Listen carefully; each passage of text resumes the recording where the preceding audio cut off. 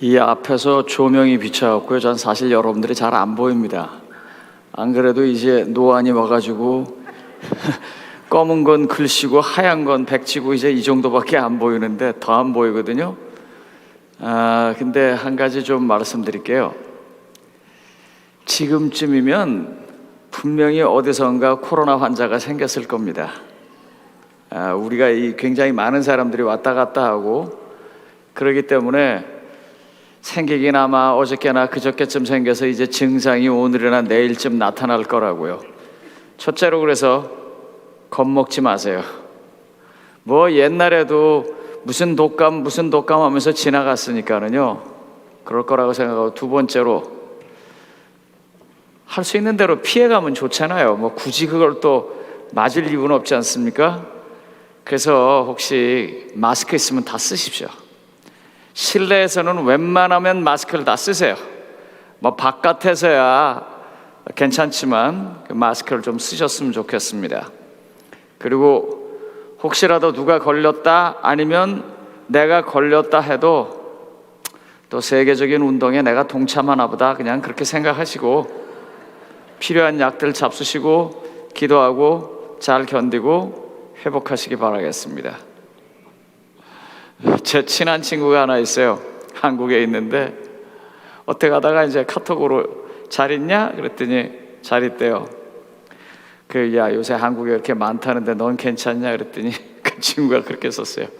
나도 세계적인 운동에 동참했지. 아이고 이거 죽나보다 라고 생각해도 여러분 자유십니다. 그리고 또 이렇게 그냥 못 지나가고 이렇게 날 또 꼭 끼는구나 그렇게 생각해도 여러분 자유십니다. 1987년 6월 10일이었습니다. 제 후배 하나가 정신없이 일하고 있는 제 사무실로 저를 찾아왔습니다. 형, 야, 너 여기 어떻게 왔냐? 형, 오늘 날 무슨 날인지 몰라? 이 형이 왜? 형, 나 지금 시청 앞에 갔다 왔어. 거기 왜 갔냐? 이 형이 정말 뭐한 날입니까? 그날이 옛날 분들만 아세요. 60 민주항쟁이 있었던 날입니다. 사실 저는 박정희 대통령 때 학교 문 닫고 위수령 내리고 계엄령 내리고 드디어 유신할 때 그때 대학을 다닌 사람입니다. 제가 71학번이니까 전 사실 그때 나름대로 민주화 투쟁을 위해서 노력했던 사람입니다. 별건 아니지만 하여간 저는 제 나름대로 죽을 힘을 다해서 했던 사람이에요. 그러고 난 다음에 10여 년 지나고 나서 소위 말하는 저는 그냥 기성세대가 돼서 잊어버리고 살았어요. 이 친구가 저한테 뭐라 그러냐면, 형, 이 사건은 분명히 역사에서 제대로 기록될 거야. 그리고 나중에 우리 애들이나 형네 애들이 그걸 보다가 아빠는 이때 어디 있었어? 그러면 뭐라고 대답할 거야? 지금도 부끄러워요. 그 생각하면. 그 친구 말이 맞아요. 그때 서울시청에 여러 가지 다르지만 요즘도 여러분들이 구글 같은 데 찾아보거나 네이버에 찾아보면 쭉 나옵니다. 200만이 모였다. 그렇게 말해요. 굉장히 많은 사람들이 모였습니다. 그리고 같은 해 6월 29일에 소위 민주정의당의 대통령 후보로 나서는 노태우가 이제 6.29 선언을 합니다. 목사님, 지금 내 아침부터 성경 공부하려고 왔는데 가짜는 무슨 정치 얘기하십니까? 교회에서 몇 가지 하지 말아야 할 내용 중에 하나가 정치 얘기하는 겁니다. 저희 교회에서 있었던, 예전에 제가 섬겼던 교회에서 있었던 재미난 일화 하나를 말씀드리겠습니다. 어떤 분이 기도를 시작했습니다. 하나님, 저 대한민국에 있는 공산 정권을 속히 무너뜨려 주시옵소서. 이제 중도 좌파의 세력들이 들어와서 하는 걸 보고 이제 우파가 그렇게 보는 것입니다. 그분이 기도하고 끝나니까 어떤 장로님이 저를 보자고 그러더니 얼굴이 펄개지셨어요. 목사님, 저 사람 2번 다시 기도시키지 마세요. 교회에서 말하지 말아야 할 것은 그런 것들입니다. 근데 내가 왜 얘기하는가? 6.29 선언은요, 하고 싶어서 한 게 아니에요. 살아야겠으니까. 60민주항쟁을 보니까 어마어마하거든요. 그래서 단임을 하겠다, 뭐 하겠다, 훗날 알려진 것이지만 그때 뭐까지 하려고 했었냐면 5.18 광주항쟁에 대해서 사과까지 하려고 했었습니다. 그런데 당시에 군부가 그걸 허락하지 못해서 그걸 못했어요. 제가 말씀드리려고 하는 것은 어떤 단체의 변화는 단체 내부의 핵심 세력에 의해서 변화되는 것이 아니라 단체 외부에 있는 소위 대중의 역량에 의해서 변화된다는 것입니다. 제가 왜 이런 얘기를 하냐면 제7일 안식일 예수재림교회는 변해야 합니다. 그런데 여러분들이 저걸 합회나 연합회나 대회나 대총회가 변할 것이라고 생각하지 말라는 것입니다. 역사에서 그런 적은 없어요. 교회도 마찬가지입니다. AD 35년에 바울이 개심합니다. 그리고 AD 46년에 소위 말하는 제1차 선교행이 있습니다. 그 선교행이 있기까지 바울의 개심하는 과정에서 많은 그리스도인들이 핍박을 당합니다. 그리고 흩어집니다. 그런데 어떻게 된 게 죽어라고 눌러놓은 그 기독교는 더 힘을 갖고 사방에서 불꽃이 되어서 일어나고 있습니다. 그러면서 드디어 예루살렘에 있던 교회의 본부가 뭔가를 느낍니다. 아시는 것처럼 그 얘기는 사도행전 13장서부터 나옵니다. 안디옥에 가서 전도를 했고, 전도한 안디옥에서 교회가 생겼고, 소위 말하는 이방 지역에서 세워지는 기록상의 첫 번째 교회입니다. 아마 다른 데도 있었을 거예요. 그런데 기록상에 그렇습니다. 그런데 거기에 또 누가 갔냐면 이 유대주의자들이 가서 할례를 받아야 된다, 또 여러 가지 규칙들을 지켜야 된다라고 말하니까 그걸 가지고 예루살렘에 간 것입니다. 그래서 뭔가 우리가 결정을 내려야 하지 않겠냐 해서 AD 49년 50년 그 사이에 있었던 예루살렘 총회에서 어제 공부한 내용 같은 것들, 그런 것들을 결정합니다. 그리고 AD 50년서부터 52년에 제2차 선교행이 있습니다. 기독교가 이제 드디어 예루살렘에서부터 오늘날 시리아 북쪽 터키 국경 쪽에 해당되는 수리아 안디옥까지 갔다가 이제 터키를 지나서 비시디아 지방을 지나고 거기서 다시 더 가서 보스포러스 해협, 요즘 그 우크라이나 전쟁 때문에 자주 있는 그 이스탄불에 있는 그 보스포러스 해협을 넘어서, 그 당시에는 보스포러스 해협을 넘고 다르니달스 해협을 넘었습니다만, 그래서 이제 유럽으로 가기 시작하는 선교여행이 제2차 선교여행입니다. 1차 선교여행도 그렇고 2차 선교여행도 같지만 그래도 1차와 2차에서 조금 차이가 있다면 1차는 어떻게 보면 상당히 수동적으로 일어난 선교여행이었습니다. 그런데 반해서 2차는요, AD 49년에서 있었던 예루살렘 총회에서 한 가지 중요한 사실을 가지고 나갑니다. 예루살렘 총회에 관련된 사도행전 15장의 일들 쭉 읽어보면 거기 아마 23절인지 43절인지 오락가락합니다. 왜냐하면 제가 여기 적어놨는데 안 보여요 지금요. 그러니까 그냥 외워서 하는 거예요. 거기 뭐라고 얘기했냐면 이방인 형제들이라고 말합니다. 지금은 이게 자연스럽습니다만 그 당시에 이 단어는요 아주 획기적인 단어입니다. 여러분, 그 저녁 7시에 미팅을 할 때 김도성 선교사께서 여기 누구를 세웁니까? 자기 혼자 다 말해도 되는데 어떻게 해요? 부인을 세워서 같이 하죠. 보기 좋죠. 어떻게 사모님 올라오실래요? 아마 저희 집사람이 이 미팅이 끝나고 나면 저한테 당신 미쳤어 그럴 거예요. 왜 날 부르느냐고. 여기 목사님들 사모님들 많이 계신데 어떻게 성 목사님 사모님, 성 목사님이 갑자기 선교회에다 여보 올라와서 같이 합시다 하면 하시겠어요? 여러분, 미국에서도요, 흑인이 참정권에 참여하고 그 다음에 여성이 참정권을 얻게 됩니다. 지금 우리가 보편적으로 느끼고 있는 그와 같은 가치관들이 예전에도 그랬을 것이라고 생각하지 마십시오. 이방인 보고 형제라고 그러지, 그건 지금 얘기입니다. 그 당시에는요, 그들은 사람이 아니었습니다. 개나 돼지였었어요. 그런데 예루살렘 총회를 통해서 어떻게 하냐면 이방인 형제들이라고 말합니다. 아주 중요한 결정입니다. 그래서 어제 계속 강조한 게 뭐예요? 예루살렘 총회 가장 중요한 것은 뭐라고요? 이방인을 사랑하고 이방인을 구원하기 위한 것이었다고 그랬어요. 그래서 이제 제2차 선교여행은 1차와 달리 상당히 어떤 목표의식을 가지고 계획 속에서 떠나게 됩니다.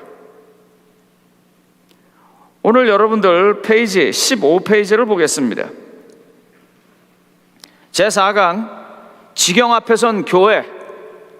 사실 오늘 이 미주 한인교회도 비슷한 형편이라서 이 부분을 이야기하는 것입니다. 사도행전 15장 40절, 41절, 16장 3절을 읽겠습니다. 같이 읽어보겠습니다. 시작. 바울은 신라를 택한 후에 형제들에게 주의 은혜의 부탁을 받고 떠나 수리아와 길리기아로 다니며 교회들을 견고하게 하니라. 자, 이렇게 떠났어요. 그런데 이 가기 전에 중요한 한 가지 일을 합니다. 제가 여러분들을 자꾸 흔들 거예요. 흔들기 전에 여러분들에게 좀 말씀드릴게요.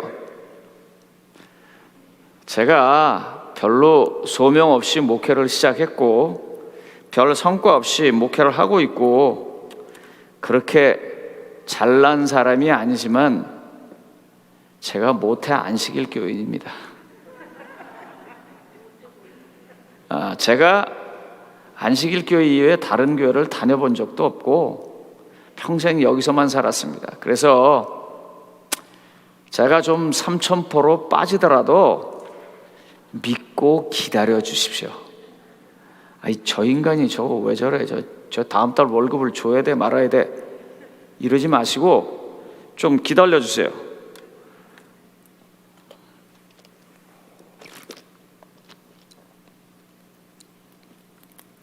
질문 하나 드리겠습니다.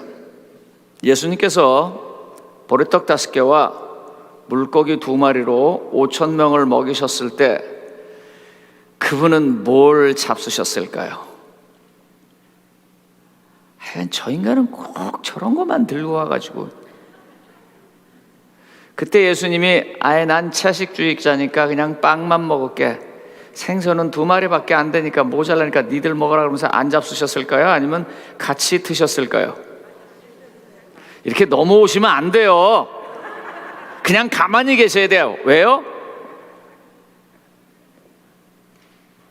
심증상으로는 분명히 잡수셨을 거예요.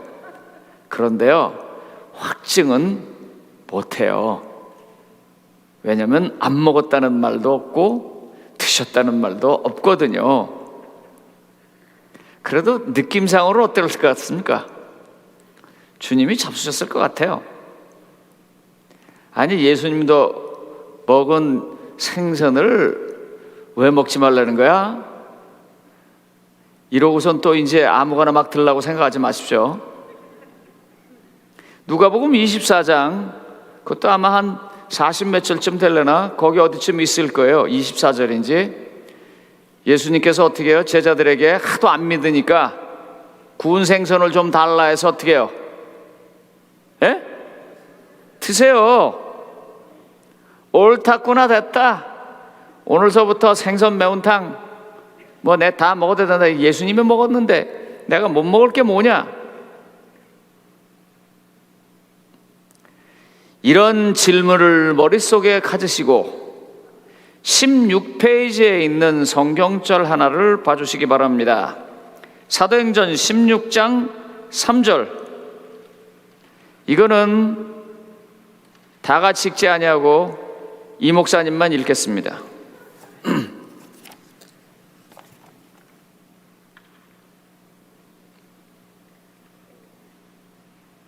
그림 밑에요. 사도행전 16장 3절. 내가 걱정된다, 저 목사님.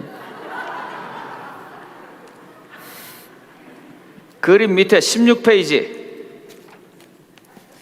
바울이 그를 데리고 떠나가고자 할새 그 지역에 있는 유대인으로 말미암아 그를 데려다가 할례를 행하니 이는 그 사람들이 그의 아버지는 헬라인인 줄 다 알미러라.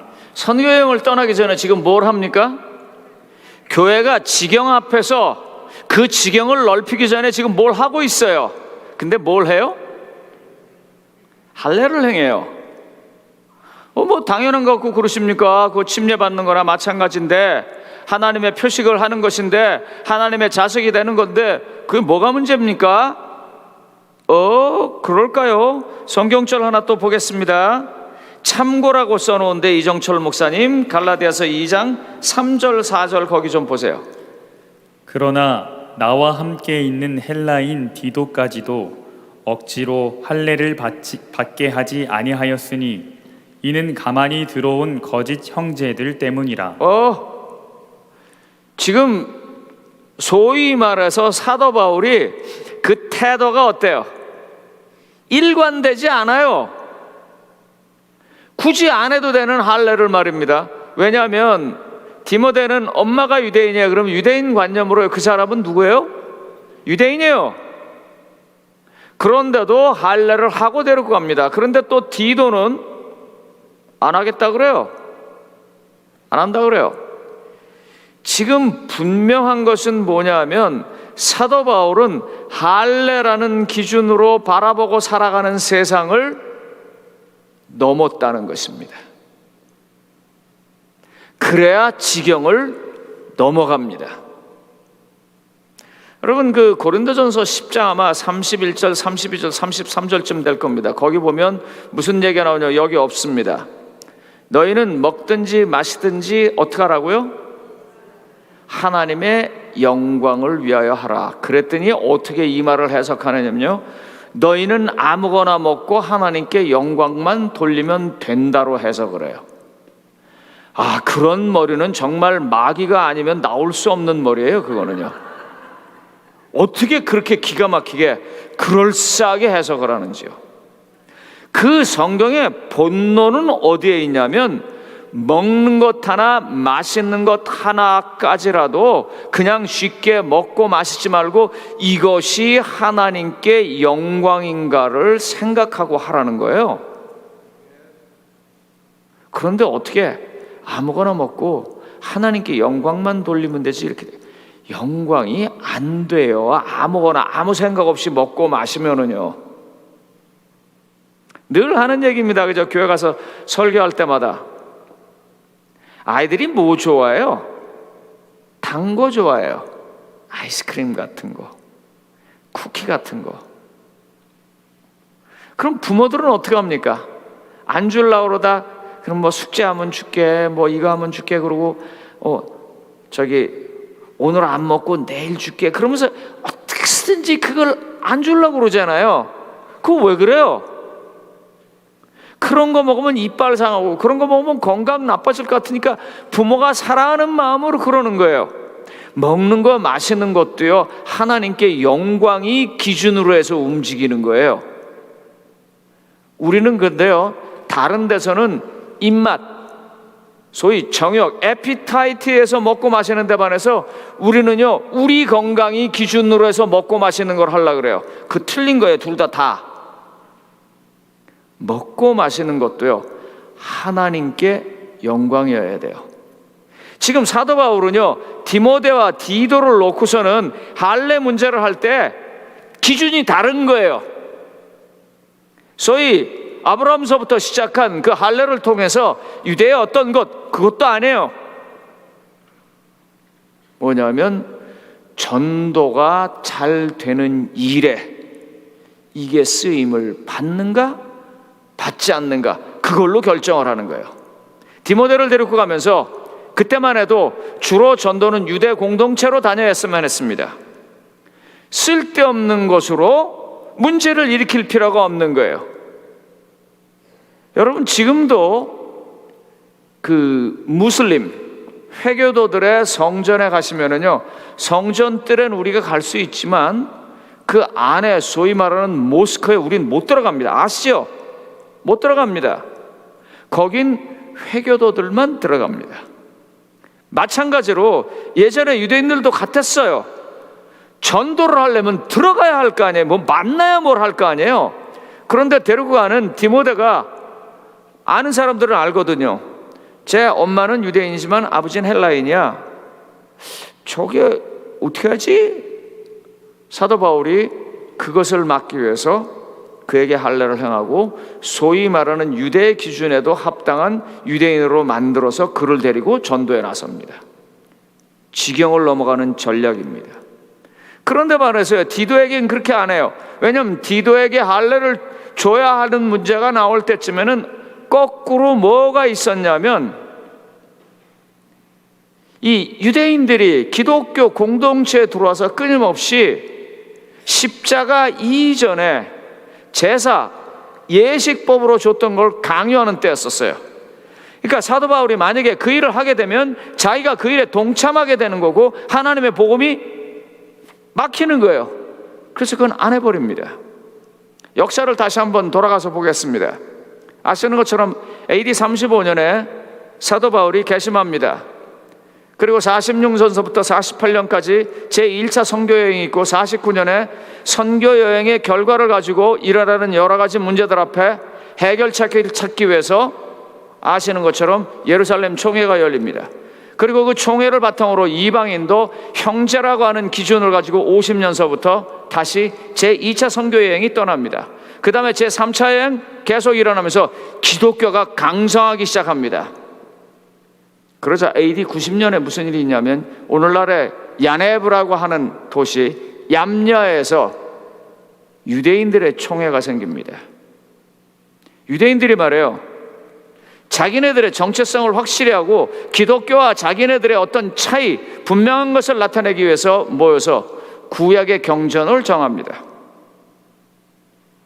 그리고 이제 터키로, 그리스로, 로마로 뻗어나가는 기독교도들이 강성해지면서 397년 그리고 417년에 두 번의 큰 카운셀을 통해서 신약 성경과 구약 성경이 결정됩니다. 이 칼타고 회의에서 오락가락에 어느 회예요? 397년에 있었던 회의가. 목사님들 한번 좀 대답 좀 해봐요. 여기 적어놓은 거 봐야 되는데 잘 보이지도 않고. 그래서 그 회의를 통해서 이제 이게 바뀝니다. 제가 이런 이야기를 하는 이유가 뭐냐면 그때 결정을 할 때 핵심 요소가 뭐였었냐 하는 것입니다. 이 397년 회의와 그 417년 회의에서 약간의 차이가 있습니다. 397년 회의에서는 오늘날에 해당하는 신약 27권과 구약 39권이 결정되지만 417년에서는 서방교회 압력에 의해서 여러분들이 흔히 갖고 있는 성경의 옛날 소위 성서라고 하는 개신교와 천주교가 합동으로 해서 펴는 데 보면은 토비서, 에스드라서, 마카비상, 마카비하 그런 것들이 있을 겁니다. 그런 외경이 포함됩니다. 제가 이런 걸 자세하게 얘기하지 않는 이유는 요즘은 세상이 좋아서 여러분 네이버나 구글에 가서 정경의 역사 그렇게만 쳐도 쫙 나오니까 그냥 공부하세요. 또 그런 거 별로 중요한 것도 아니고 포인트는 뭐냐면 그 당시에 정경이 이와 같이 결정될 때 그 결정의 요소가 뭐였느냐 하는 거예요. 그걸 어떻게 해석하느냐 하는 거예요. 성도님 여러분, 가톨릭 교인들이 이렇게 말하는 거 아십니까? 성경에서 안식일은 토요일이지. 사실 그런 의미에서 개신교인들이 안식일이 일요일이라고 말하는 것은 참 학적으로 많이 모자라는 것입니다. 그걸 억지로 갖다 붙여갖고 주께서 부활하셔서 안식일이 일요일로 변했다는 성경적으로 전혀 근거를 댈 수 없는 이야기들을 하는 것들은요, 학자적인 양심으로 많이 부족한 것입니다. 그런데 말해서 가톨릭은 아주 분명하게 얘기를 해요. 그 안식일은 토요일이지. 근데 왜 토요일 날 안 지킵니까? 여러분들 아시는 것처럼 교리문답에 보면 뭐라고 나오냐면 그건 거룩한 교회가 바꿨다라고 나와요. 그럼 교회가 어떻게 하나님의 법을 바꿀 수 있습니까?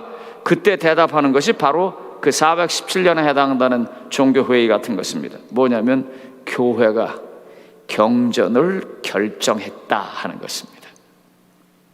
소위 정경을 넣고 빼고 하는 권한이 교회에 있다고 하는 것입니다. 그게 맞냐 하는 거예요.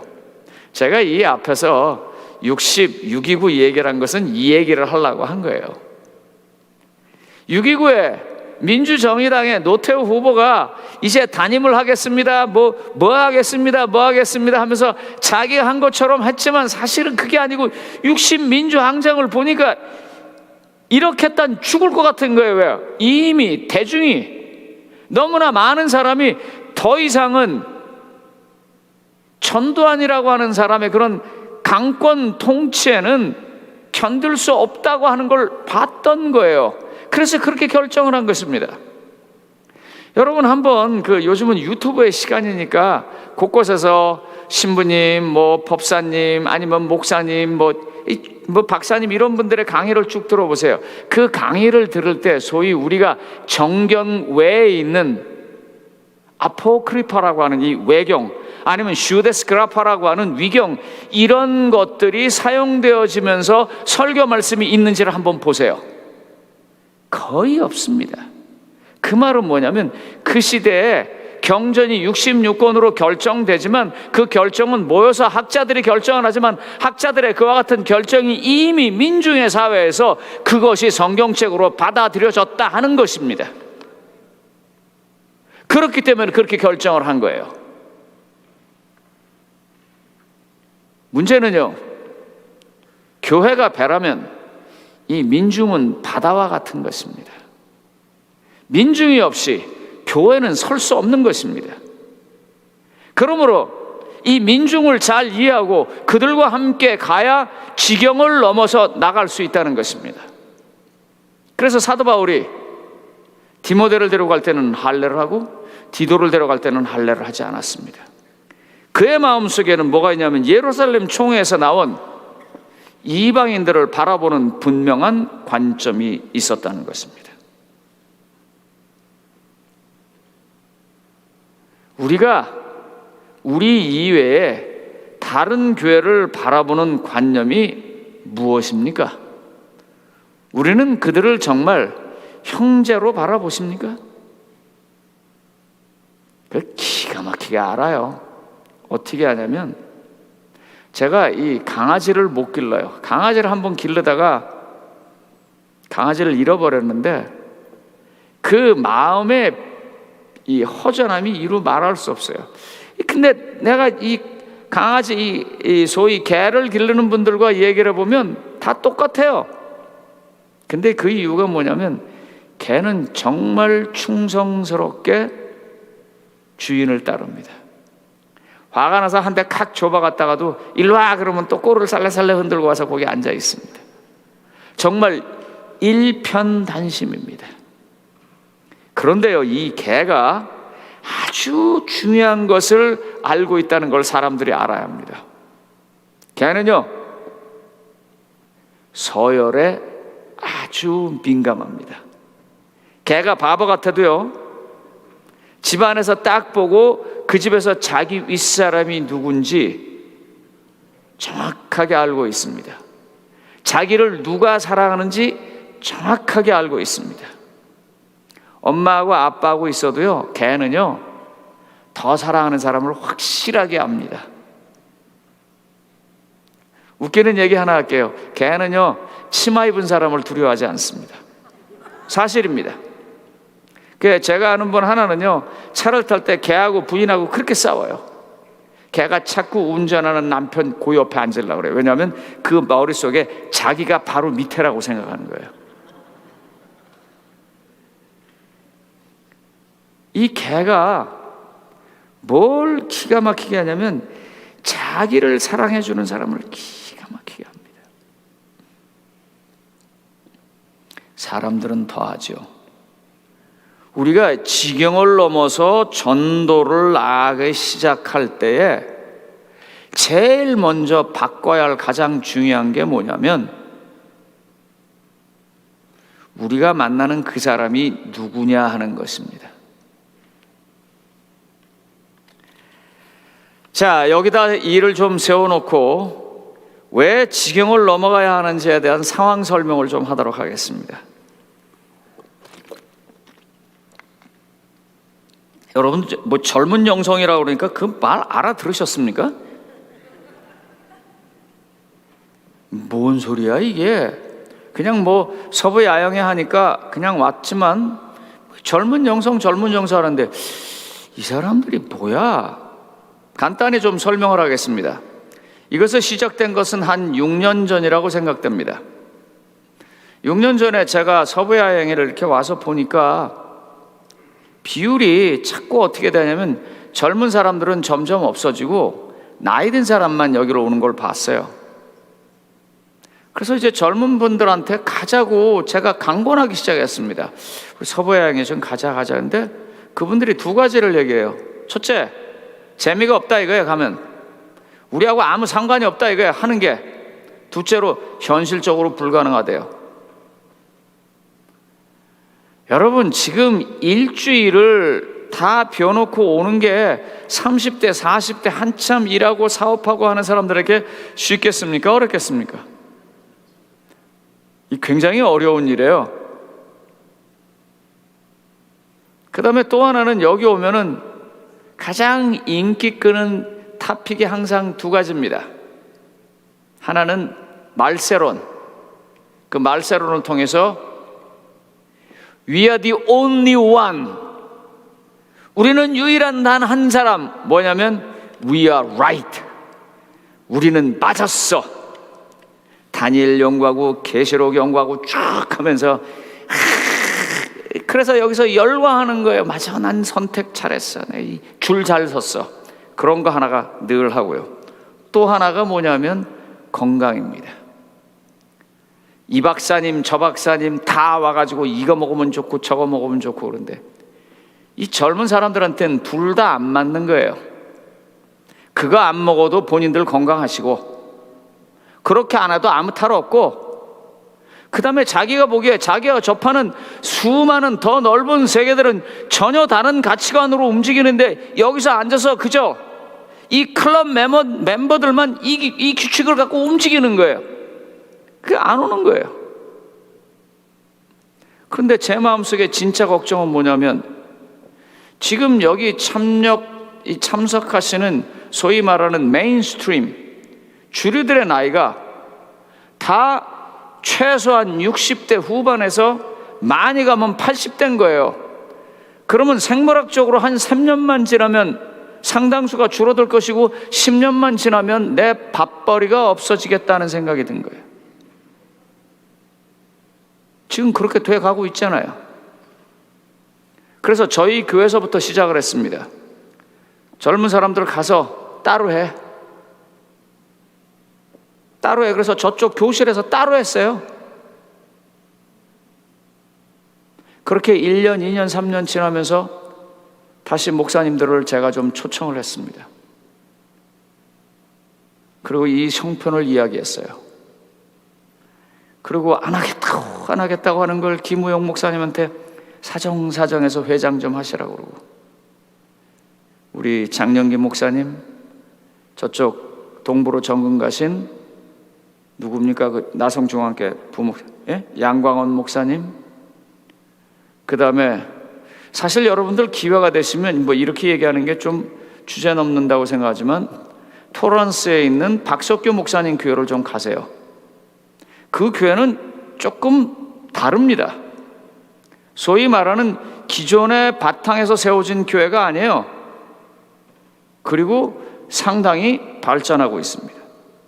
박석규 목사님, 그 다음에 이제 그 당시에 올림픽교회 부목사님을 하셨던 김영린 목사님, 그 다음에 이제 리버사이드 교회 담임 목사를 하셨던 우리 김우영 목사님, 이준성 목사님, 이런 분들, 제가 혹시 이름을 빼먹었어도 여러분들 하나님을 기억하시니까 서운해하지 마세요. 그런 분들이 모여서 젊은 영성이라는 그룹을 형성했습니다. 그리고 저쪽에서 이제 따로 하면서 처음에 10대 명 모이다가 50명, 60명, 70명 그러면서 많은 평신도 지도자들이 거기에 참여하기 시작합니다. 저희 교회 전성진 장로님이나 또 토렌스 교회 아마 이영 그 집사님, 또 그 여집사님은 제가 이름을 잘 모르겠습니다. 하여간 열심히 일하신 여집사님, 그런 많은 분들이 모여서 중간에 나름대로 모임도 하고 기도회도 하면서 살아남으려고 몸부림을 쳤습니다. 그러다가 이제 교회들이 점점 노쇠해 가면서 이 서부야영회를 맡아서 주관할 사람이 없어서 우리가 하자고 이분들이 나서서 이와 같은 일을 한 것입니다. 우선 뭐가 바뀌었냐면 찬양이 바뀌었습니다. 못 따라가겠죠? 싱글벙글 싱글벙글 샥, 이게 되세요? 예? 아이고 내가 그 하는 거 보면서 샥 조금씩 바뀌는 거예요. 왜냐면 그렇게 하지 않으면 살아남지 못해요. 제가 여기 적어놨습니다. 미주의 이민이요, 1903년서부터 제1차 이민의 물결이 옵니다. 이건 뭐냐면 주로 하와이로 오는 그 파인애플 농장의 일꾼들입니다. 이 얘기 보면 또 참 눈물 납니다. 그러나 뭐 저게 아니니까. 그 다음에 1950년서부터 오는 소위 말하는 전쟁과 관련된 군인들의 가족들이 옵니다. 그리고 50년대 말 60년대 초반에 누가 오냐면 이게 이민사에서 가장 바람직한 이민이라고 합니다. 미국 사회에서는요. 예, 그 내용이 되게 자세하게 17페이지 있으니까 보시면 돼요. 간호사 중심으로 한 소위 말하는 전문 인력이 오기 시작하고 미국에서 자리 잡습니다. 그리고 제3차 이민이 다시 오기 시작하는데 제2차까지 그렇게 폭발적인 이민은 더 이상 없어요. 이제 65년서부터 있는요. 그리고 전혀 다른 그룹의 사람들이 옵니다. 문제는 교회의 가장 중요한 소스가 막혀간다는 거예요, 지금요. 그래서 제가 여기 통계 냈는데 보시면 알지만 2021년에 교회가 대략 한 700여 개가 없어집니다. 근데 2021년이 뭐 하는 때예요? 팬데믹 문 닫았을 때예요. 과연 이때 어떻게 살아남겠는가 하는 것입니다. 제가 이거 뭐 논문 쓰느라고 이거저거 뒤적거리다가 본 거라서 그냥 요약해서, 왜냐면 뭐 여기가 지금 레퍼런스 쓰고 그런 시간이 아니니까요. 요약해서 그냥 적어놨는데요. 저를 제일 가슴 아프게 했던 게 뭐냐면 저는 왜 흑인들이 이 시간에 많이 떨어졌는지 제가 그걸 잘 모르겠어요. 뭐 짐작되는 게 있지만 그냥 짐작이지 근거가 없으니까 말하기가 조심스러워요. 첫째는 팬데믹에서 크게 제일 타격을 받은 그 그룹 중에 하나가 흑인입니다. 그쪽에 많이 약하고 많이 아프고 그랬던 것 같아요. 그러나 그것만 가지고 이렇게 흑인 교회가 준 것에 대한 설명을 못 하겠어요. 그런데 여기서 제일 그 가슴 아픈 부분이 뭐냐면 다시 돌아오지 않는 그룹 가운데 누가 가장 많냐면 팬데믹 이전에 소위 말하는 소그룹 활동과 같은 교회에서 공식 석상에서 설교할 때 앉아서 듣던 사람이 아니라 앉아서 듣기만 하는 사람이 아니고 뭔가 사역이 있어서 움직였던 사람들, 그런 사람들은 거의 돌아오는데 그와 같은 사역이 없고 소그룹에 관련되어 있지 않냐고 교인과 교인 사이에 연관이 없는 사람들이 거의 돌아오지 않았다는 거예요. 생각을 해봤어요. 왜 그럴까? 왜? 교회가 바라보면서 예배 드리는 것이라면 Why do I have to go to the church? 왜 내가 꼭 교회를 가야 돼요? 집에서도 요새 어떻게 해요? 다 볼 수 있는데. 그러면서 교회가 자꾸 위축되는 것입니다. 저희 교회는 굉장히 늘었습니다. 그런데 제가 그 늘어는 걸 이렇게 쭉 보면 저희 교회가 열심히 선교해서 이곳저곳에서 새 신자를 만들어낸 게 아니고 특수한 환경 때문에 병원 가깝고 교회 잘 전왔고 사람 많고 늙은 사람 살기 좋은 따뜻한 기온이고, 그래서 이곳저곳에서 은퇴하시면서 자식들을 보기 위해서 아니면 친구를 보기 위해서 이사 오는 사람들로 채워진 거예요. 그러니까 난 가슴이 아픈 거예요. 이스라엘 사람들이 전에 있던 교회에서는 대단한 지도자들인데 거기는 어떻게 되나? 실제로 가서 보면 교회가 많이 약해졌어요. 성도님 여러분, 다시 옛날로 돌아가서 이야기하겠습니다. 집단은요, 리더들에 의해서 움직이는 게 아니에요. 집단은요, 그 집단에 속한 사람들이 뼈저리게 느끼기 시작하면서부터 움직이는 거예요. 육시 방쟁이 있어서 6.29 선언이 나오는 것처럼 이 암리아 선언은요, 그냥 나온 게 아니에요. 기독교인들이 막 자라고 나니까 이 도저히 안 되겠다. 도대체 우리는 뭐냐? 우리는 어떻게 살아가야 하냐? 그래서 그 사람들이 뭘 결정하냐면 경전을 결정하고 회당을 결정하고 회당에서 그들의 교육을 강화시키고 유대인이 살아남기 위해서 그런 거예요. 우리가 지금 같은 입장에 있다 그 말입니다. 어떻게 살아남는가? 왜 제가 본문으로 할례 문제를 정했냐면 지금 눈앞에 보이는 어떤 것, 그 밑바닥에 흐르고 있는 진정한 힘의 원천이 뭔지 그걸 찾아내야만 교회가 살아남을 수 있기 때문에 일부러 이걸 정한 것입니다. 하나님께 너무 감사하는 것은 제가 계속 말씀드리지만 여러분 새벽기도에 꼭 오세요. 그 새벽기도 속에서 제가 준비해놨던 복음의 본질에 대해서 계속 이야기하고 있어요. 교회는요, 그것으로 살아남는 것입니다. 공장은요, 물건을 만들어내고요, 학교는 공부를 가르치고요, 교회는요, 복음의 본질을 만들어내는 거예요. 교회가 그걸 놓치면 안 돼요. 우리 교회가 전도회를 할 때 뉴스타트 같은 걸 좋아합니다. 왜 뉴스타트 하는지 여러분 혹시 그 이유를 아십니까? 안 와, 사람들이요. 그거라도 해야 오니까 하는 거예요. 가슴이 아프다고요, 제가. 교회는요, 대체 의학을 공부하는 데가 아니에요. 뭐 굶고, 뭐 몇 시간 안 먹고, 이거저거 챙겨 먹고, 그러면서 무슨 병이 났고, 아니에요. 뉴스타트를 하시더라도 뉴스타트의 주인이신 하나님을 소개하도록 하세요. 그 길만이 우리가 살 길인 것입니다.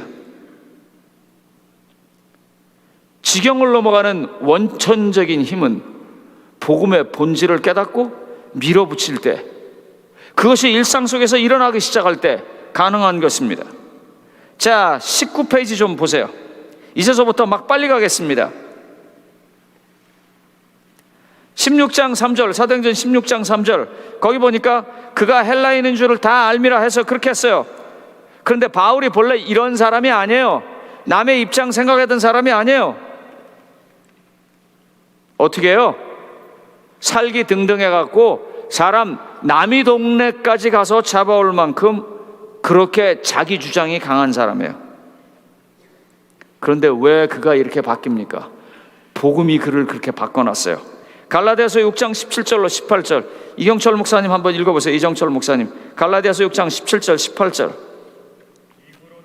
누구든지 나를 괴롭게 하지 말라. 내가 내 몸에 예수의 흔적을 지니고 뭐 있노라. 가졌다고요? 내가 내 몸에 예수의 흔적을 가졌다고요. 이 원문에 보면 어떻게 되어 있냐면 그 짐승들, 가축들에게 자기 소유권이라고 해서 불도장 확 찍는 것 같은 말입니다. 이 말이 예수가 나는 예수 거라고, 난 예수 안에 있는 예수의 소유물이라고 도장을 확 찍은 사람이다. 그러니까 나한테 더 이상 말 시키지 마라.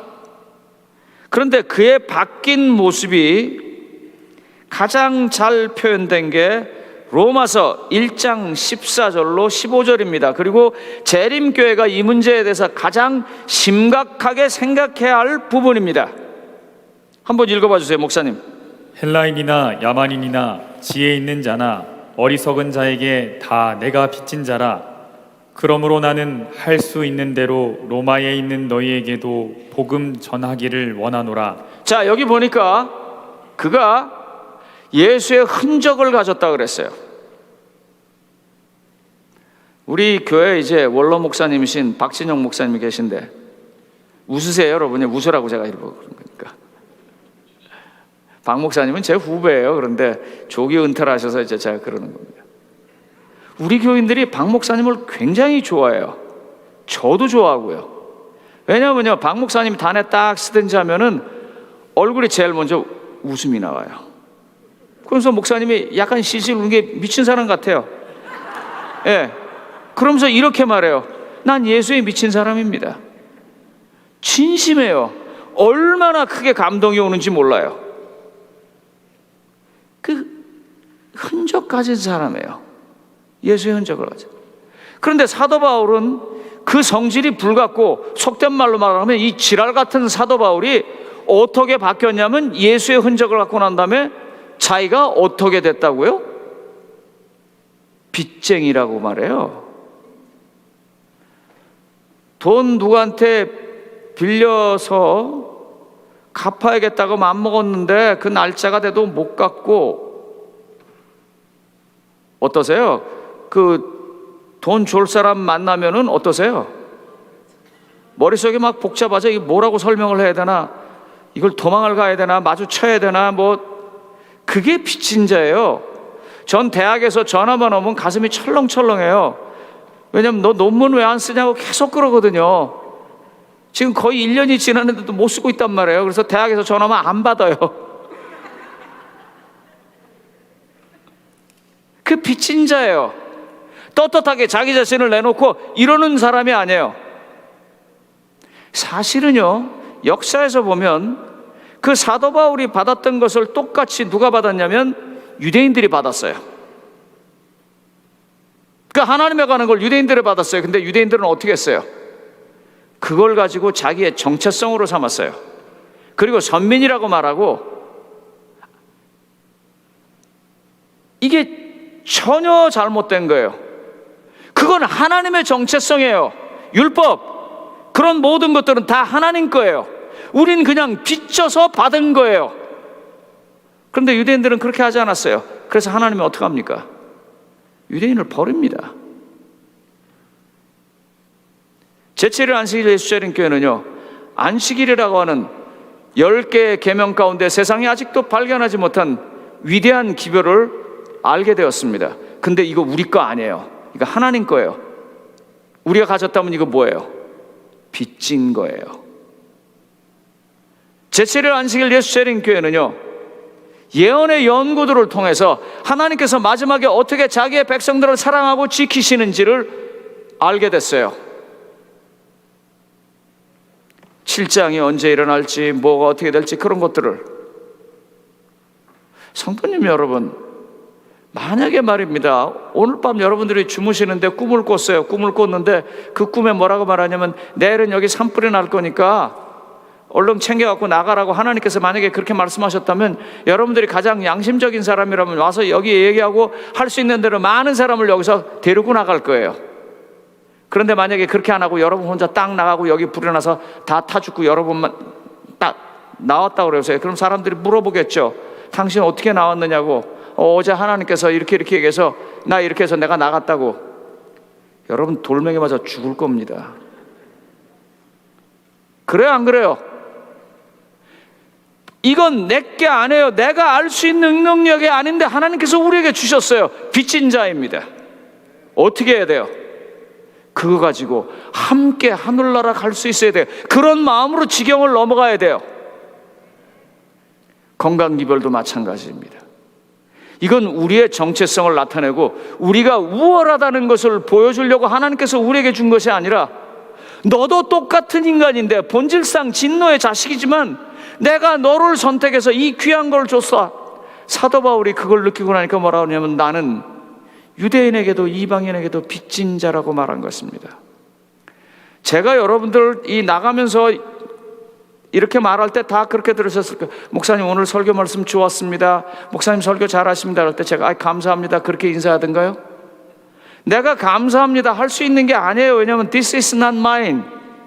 이거 내 거 아니에요. 제 여기 서기 전까지 요 앞에서 기도를 많이 합니다. 기도하는 동안에 머릿속에서는 이 설교가 이쪽으로 갔다 저쪽으로 갔다 이렇게 받겠다 저렇게 받겠다 정신이 없어요.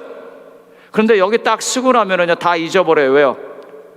내 거 아니니까. 나 여기 있을 때 내가 쓰고 싶어서 쓴 거 아니거든요. 젊은 영성하는데 제일 나이 많은 목사가 여기 서 있단 말이에요. 내가 서려고 한 거 아니에요. 내가 원치 않았어요. 시켜서 한 거예요. 하나님이 시켰으니까 하나님께서 해주시겠지. 딱 잊어버리고 그냥 나가는 거예요. 지금서부터는 무서운 것도 없고 걱정할 것도 없어요. 왜요? 난 빚진 자니까. 지금 하나님이요 날 그냥 도구로 쓰고 있는 것이니까 내 건 없는 거예요. 재림교회는 그와 같은 방향으로 지경을 넘어가야 합니다. 형제를 바라볼 때, 이웃을 바라볼 때 저것들 이것도 모르는 거, 유대인들이 바라보는 것처럼 개나 돼지처럼 취급하는 것이 아니라 함께 가야 할 우리의 형제, 같이 가야 할 내가 사랑해야 할 사람. 복음의 원동력은요 바로 예수님께서 그렇게 하셨기 때문입니다. 이 뒤에 읽어보면 쭉 나오잖아요. 요한복음 1장 29절에 보면 이튿날 요한이 예수께서 자기에게 나오심을 보고 이르되 보라 세상 죄를 지고 가는 하나님의 어린 양이로다. 이게 복음입니다. 내 죄를 지고 가는 그 사람이 있다는 게 복음이에요. 여러분 이 유앙겔리온이라는 말, 복음이라는 말이 그 당시에 어디서 쓰여있냐면 두 종류에서 쓰였어요. 하나는요 로마의 황제가 등극할 때 유앙겔리온이라고 그랬어요. 이제 새로운 황제가 돼서 로마 제국을 이끌면서 우리가 행복해질 거다 편안해질 거다 그걸 상징적으로 나타내기 위해서 대통령이 되면 뭐예요? 특별 사면하잖아요. 그 유앙겔리온이에요. 그게요. 또 하나 유앙겔리온이 뭐냐면요 레바논에서 소위 이집트 나일강에서 배가 곡물을 싣고 오다가 풍랑에 빠지고 그래서 잘 못 와요. 레바논 사람들은 장사를 해서 돈은 많지만 농사 지을 땅이 없었어요. 그러던 어느 날 드디어 이집트를 떠난 곡물을 실은 배가 레바논 항구로 들어왔을 때 사람들이 쌀이 들어왔다 밀이 들어왔다 보리를 들어왔다 그렇게 말할 때 그걸 유앙겔리온이라고 그랬어요. 내 가장 소중하고 중요한 것이 채워지는 그 순간이 복음이에요. 사도 바울이 어떻게 살았을까요? 성경을 알게 되고 예수를 알게 되지만 사도 바울 가슴속에 늘 있는 문제는 뭐냐면 스데반입니다. 자기가 죽였잖아요. 그런데 사도 바울이 세상 죄를 지고 가는 하나님의 어린 양을 진심으로 영접한 거예요. 스데반을 죽인 그 죄 때문에 예수님이 십자가에 달려 돌아가신 걸 그가 깨달은 거예요. 그리고 그걸 믿은 거예요. 성도님 여러분 제발 똑같이 믿도록 하십시다. 우리도 사울처럼 죄 많이 지은 사람이에요. 하지만 그 죄 때문에 예수님께서 달려 돌아가셨어요. 그리고 우리에게는 유앙겔리온 복음을 줬단 말이에요. 사도 바울이 바뀐 거예요. 그러고 나서 생각하니까 자기는 뭐예요? 세상에서 제일 빚진 자 된 것입니다. 나는 세상에서 제일 빚진 자고 내가 만나야 할 세상 사람들은 내 형제고 하나님은 그들을 사랑하시고 그 길로 나서는 때 교회가 살아남을 수 있습니다. 교회는 이 마음으로 지경을 넘어가야 합니다. 말씀을 마치겠습니다. 기도하겠습니다. 하나님 아버지, 저희를 도와주십시오. 먼저 저희 마음속에서 복음이 좀 경험되게 하여 주시옵소서. 내 인생의 각종 무거운 짐과 내가 저질러 놓은 수많은 죄악 앞에서 예수님께서 그것 때문에 십자가에 달려 돌아가신 것을 믿고 받아들이게 하여 주시옵소서.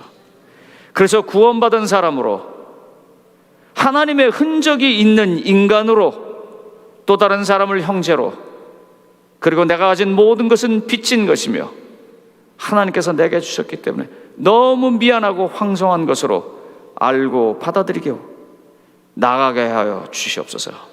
전도자가 되게 하여 주시옵소서. 예수님 이름으로 기도드립니다. 아멘.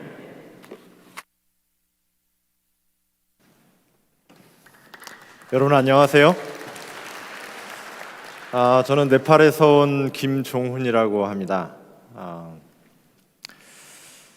우리 김우영 목사님께서 이번 야영회 때 선교지 소식을 전해달라고 연락을 하셨을 때 제 마음 가운데 여러 가지 생각이 막 들었습니다. 일단은 순종하는 마음으로 가겠다고 했지만 한참 동안 가야 될지 말아야 될지 참 고민을 많이 했습니다. 한 달 전까지도요. 그러다가 정말 순종하는 마음으로 이 자리에 섰습니다. 하나님께서 저를 통해 어떤 말씀을 하실지 잘 모르겠습니다. 원래는 엘리야의 심령으로라는 제목을 보냈는데 지금 스크린은 임마누엘이 떠 있죠. 예, 오늘 이 말씀을 좀 나누고자 합니다. 먼저 잠깐 기도하겠습니다. 하나님 아버지, 이 시간 주님 저희 마음에 임하여 주시고 말씀을 향하여 우리의 마음 문을 열게 하여 주시옵소서. 이 시간 증거되는 말씀을 통해서 저희 육신은 가리워 주시고 오로지 아버지 하나님, 성령 하나님, 그리고 아들 하나님의 영광만 드러나게 하여 주시옵소서. 예수님의 이름으로 간절히 기도드립니다. 아멘. 먼저 하나님의 말씀을 보겠습니다. 예레미야 33장 2절부터 3절 우리 다 함께 읽어보겠습니다. 시작. 이를 행하는 여호와, 그것을 지어 성취하는 여호와, 그 이름을 여호와라 하는 자가 이같이 이르노라. 너는 내게 부르짖으라. 내가 내게 응답하겠고 내가 알지 못하는 크고 비밀한 일을 내게 보이리라. 아멘. 이 말씀은 제가 네팔에 처음 가면서 하나님께서 제 마음 가운데 심어주신 말씀이었습니다. 왜냐하면 아까 소개해 주신 분께서 말씀하셨듯이 저는 네팔에 자급 선교사로 갔습니다. 파송하는 기관이 있었던 것도 아니었고요, 누가 네팔에서 저를 오라고 한 것도 아니었습니다. 제 개인적인 어떤 마음의 확신을 가지고 정말 하나님의 그 약속에 내 자신을 한번 던져보고 싶다는 그런 생각을 가지고 네팔에 가게 되었습니다. 여러분, 네팔이라고 하는 나라에 대해서 조금 아시나요? 잘 모르시죠? 간단히 설명을 좀 드리면요, 인구는 약 한 3천만 명, 힌두교 국가입니다. 힌두교 한 80%, 불교가 10%, 이슬람교가 5%, 기독교가 3% 된다고 하는데요, 실제적으로는 기독교 인구가 이거보다는 훨씬 더 많다고 알려져 있습니다. 국민소득은 1,000불 정도. 네, 굉장히 가난한 나라입니다. 그래서 어린 아이들이 산업 현장에서 노동을 하는 경우가 많고요, 여성들이 인신매매가 되는 그런 사회 문제를 갖고 있습니다. 문맹률이 45%, 도시로 가면 45%, 시골로 가면 70%. 그러니까 교회에 가면 성경책을 들고 있지 않는 분들이 참 많아요. 드려도 못 읽어요. 그래서 저희가 선교하는데 여러 가지 새로운 그런 계획을 하기도 합니다. 예. 네팔이라고 하는 나라의 지도입니다. 위쪽에는 티벳, 중국을 국경을 하고 있고요, 아래쪽으로는 인도와 이제 국경을 마주하고 있습니다. 그래서 인도와 중국, 전 세계에서 가장 인구가 많은 강대국 사이에 이렇게 끼어 있습니다. 바다도 없어요. 그래서 여러분께서 뭐 예상하시다시피 이리 치이고 저리 치일 수밖에 없는 그런 나라입니다. 그러나 네팔은 참 아름다운 나라입니다. 전 세계에서 가장 높은 산이 네팔에 있어요. 에베레스트 산 아시죠? 에베레스트 산뿐만 아니라 8,000m가 넘는 봉우리가 전 세계 14개가 있는데 그 중에 8개가 네팔에 있습니다. 예, 지금 보시는 사진은 안나푸르나의 일부 사진인데요. 참 아름답죠? 예, 근데 저희 집 주변 그냥 산책하다 찍은 사진입니다. 예, 지금 매일 이런 아름다운 풍경을 보면서 그렇게 살고 있습니다. 힌두교 국가 하면 여러분들 이 소를 섬기는 사람들이라고 생각하시죠? 가보니까 소만 섬기는 게 아니라 온갖 짐승들을 다 섬기더라고요. 어느 날 저희 옆집 강아지가 이러고 있더라고요. 그래서 제가 사진을 찍었습니다. 1년에 하루는 강아지도 이렇게 특별 대우를 해드려요.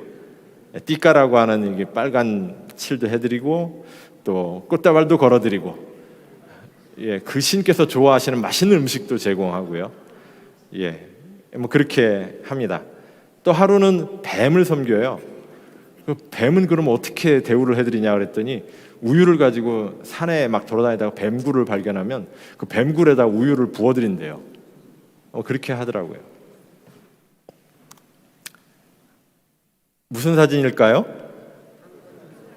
지금 강 건너서 학생들이 학교 가는 겁니다. 저 동네에는 강을 건너는 방법이 이거밖에 없어요. 네팔에는 이런 다리가 지금도 한 2,000개 정도가 있습니다. 산악지대가 많기 때문에 협곡이 많고요. 그래서 이런 다리를 건너서만 이제 동네 밖으로 나갈 수 있는 마을들이 굉장히 많습니다. 네팔의 어떤 삶의 한 부분을 제가 좀 보여드렸습니다. 재림교회 현황을 좀 간단히 말씀드리면 37개의 교회가 있고요. 정규 출석생 수는 약 한 1,200명 정도, 10명의 목회자와 안수 목사 8명이 있습니다. 재림교회 병원이 한 곳 있고 그 외의 기관은 전무합니다.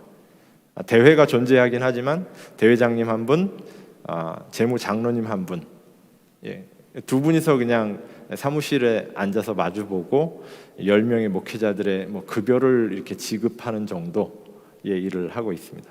자, 마지막 줄을 보면 안식일을 지키는 나라로 되어 있죠. 네팔은 안식일을 지키는 나라입니다. 전체가요. 대부분의 국가들은 일요일이 공휴일인데 네팔은 토요일, 안식일이 공휴일입니다. 그래서 일요일부터 금요일까지는 모든 관공서와 학교가 정상 운영이 돼요. 그래서 안식일에 모든 교회가, 모든 교단이 예배를 드립니다. 재림교회뿐만 아니라 감리교, 장로교, 순복음교회, 심지어는 천주교회까지도요.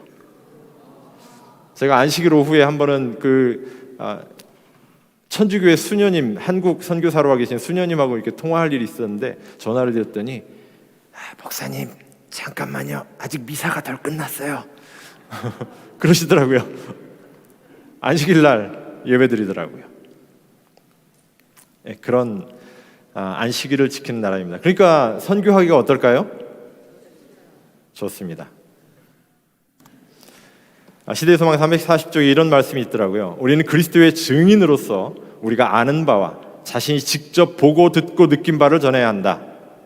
우리는 그분의 약속을 어떻게 시험하였으며 그 약속이 얼마나 확실한지 알게 되었다는 것을 말할 수 있다. 이런 증거의 부족으로 세상은 멸망해 가고 있다. 제가 SDA 영어학원에서 이제 목회를 하고 있을 때 제가 참 열심히 했는데 그 열심히 하는 마음 그 순간 속에도 제 마음 가운데 뭔가 채워지지 않는 뭔가 갈증이 느껴졌어요.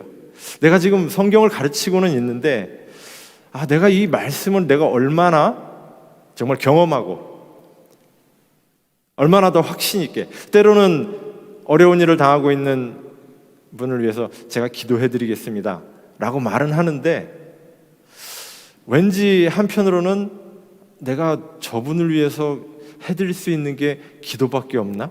뭐 이런 생각을 하게 되는 저 자신의 모습을 보는 거예요. 그러나 여러분, 우리가 누군가를 위해서 하나님께 기도한다고 하는 것은 사실은 우리가 그분을 위해서 해줄 수 있는 가장 최고의 것을 해드리는 거거든요. 근데 제 마음 가운데 그 확신이 없었던 거예요. 그래서 제가 이제 결심을 하게 됩니다. 제 아내와 상의를 하고 우리가 하나님의 말씀에 근거해서 우리의 몸을 한번 던져보자. 우리가 안정되게 하고 있는, 그때 이제 제 처는 초등학교 교사를 하고 있었고 저는 이제 SDA 학원에서 목회를 하고 있었습니다. 우리 모든 거 내려놓고 이제 네팔로 가서 한번 하나님께서 어떻게 우리를 인도하시는지를 한번 시험해 보자. 하나님을 시험한다는 표현이 좀 그런데요. 하여튼 그런 어떤 실험적인 삶을 이제 선택을 하게 됩니다. 그래서 정말 하나님의 그 흔적이, 하나님의 그 사랑의 능력이 내 안에, 아까 우리 목사님 말씀하셨던 것처럼 예수의 흔적이 좀 분명하게 있어서 내가 그런 하나님의 증거를 가지고 복음을 전하는 사람이 되고 싶다는 그런 생각을 갖게 되었어요. 그래서 이제 한국에서의 모든 삶을 정리하고 이제 네팔로 가게 됩니다. 네팔로 가는 그 과정부터 이제 도전이었어요. 제가 이제 혼자 가는 거니까 뭐 이사비라든지 이런 게 하나도 안 나오잖아요. 그래서 이제 이사를 하기 위해서 견적을 이삿짐 센터 불러가지고 봤더니 정확히 990만 원이 나오더라고요. 근데 제가 우리 집안에 들어가서 다 둘러보니까 아무리 생각해도 저희 집에 있는 가전제품과 가구 다 팔아도 990만 원 안 나올 것 같아요. 그래가지고 이제 취소를 했습니다. 그리고서 이제 다 처분을 하고 이제 저희 아이들은 데리고 가서 홈스쿨링을 할 계획이었기 때문에 아이들이 읽을 책들, 그다음에 옷, 꼭 필요한 것들로 이제 우체국 택배 박스에다 이렇게 짐을 쌌습니다. 줄인다고 줄였는데도 다 싸고 나니까 42박스가 됐어요. 그래서 이제 거기에다가 번호를 매겼습니다. 1번부터 42번까지. 그리고서 이제 1번부터 꼭 빨리 가져와야 될 거 1번부터 이렇게 쭉쭉쭉 42번까지 해놓고 이제 그 박스를 우편으로 보내려고 견적을 냈더니 1,050만 원이 나왔어요. 왜냐하면 네팔은 그 해운 항공 그러니까 배로 이렇게 붙이는 그게 없어요. 바다가 없으니까요. 그래서 우체국 가서 택배로 보내려고 하니까 전부 다 항공기로 가야 된대요. 그래가지고 박스당 25만 원씩 1,050만 원이 나오더라고요. 그래서 이것도 아닌 것 같다. 그래서 제가 아는 장로님 댁에 이제 창고에다가 42박스에 이제 짐을 맡겨두고 그리고서 이제 저희 아내와 두 딸과 함께 이제 짐을 싸가지고 정말 말 그대로 이고 지고 앉고 비행기를 타고 저희는 먼저 네팔로 들어갔습니다. 이제 제 생각에는 이제 네팔로 그 선교하러 오시는 선교 단체들이 있으니까 그분들이 오실 때 이제 한두 개, 두세 박스씩 이렇게 갖다 주시면 뭐 2년이 걸리든 3년이 걸리든 갖고 오겠지라고 생각을 하고 이제 하나님 이 짐 하나님께 맡겨놓고 갑니다. 뭐 빠르면 빠를수록 좋지만 하나님께서 가장 적당한 때에 이 짐 옮겨 주십시오. 그렇게 하고 저희가 이제 비행기 타고 갔습니다. 정말 대책 없죠.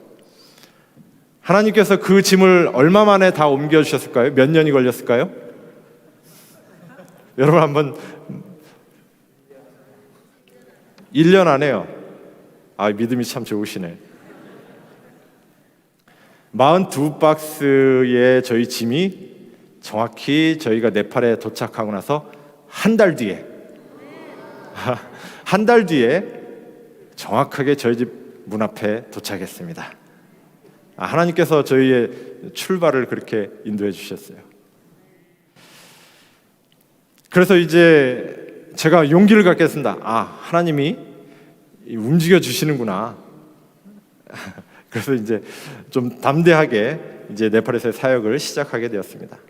역대하 16장 9절에 이런 말씀이 있습니다. 여호와의 눈은 온 땅을 두루 감찰하사 전심으로 자기에게 향하는 자를 위하여 능력을 베푸시나니. 전심으로 마음을 다해서 내 온 마음을 다해서 하나님을 향할 때 그런 사람을 위해 하나님께서 능력을 베푸신다는 이 말씀이 제 마음에 콱 와서 닿으면서 하나님 제가 전심으로 정말 하나님을 위해서 일하고 하나님을 사랑하고 싶습니다. 그렇게 말씀을 드렸습니다. 그때 이제 제가 또 예언의 신을 읽다가 실물교훈을 읽게 되는데요. 실물교훈 176쪽에 이런 말씀이 있더라고요. 어찌할 바를 모를 때와 어려운 일에 직면하게 될 때에 인간에게 도움을 구하지 말라. 모든 것을 하나님께 맡겨라.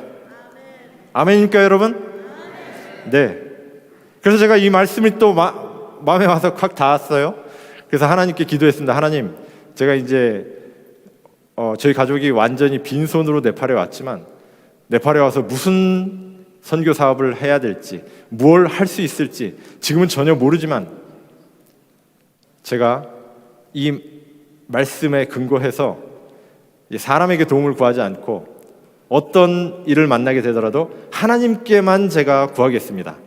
그렇게 약속을 겁도 없이 덜컥 그렇게 기도를 했습니다. 그리고 나서 진짜 이제 그렇게 하기 시작을 했습니다. 네팔에 가서 제가 이제 가장 먼저 시작한 일이 무엇이냐면 교회들을 이렇게 다니다 보니까 고아들이 있더라고요. 그래서 가는 교회마다 이 고아인데 얘를 좀 어떻게 돌봐달라고 저한테 자꾸 얘기를 하셔요. 그래서 이제 그런 아이들을 조금씩 모아가지고 돌보다 보니까 27명의 현재 아이들을 이제 돌보고 있습니다. 예, 이 아이들을 이제 이렇게 키우고 있는데요. 이 아이들을 돌볼 때도 마찬가지였습니다.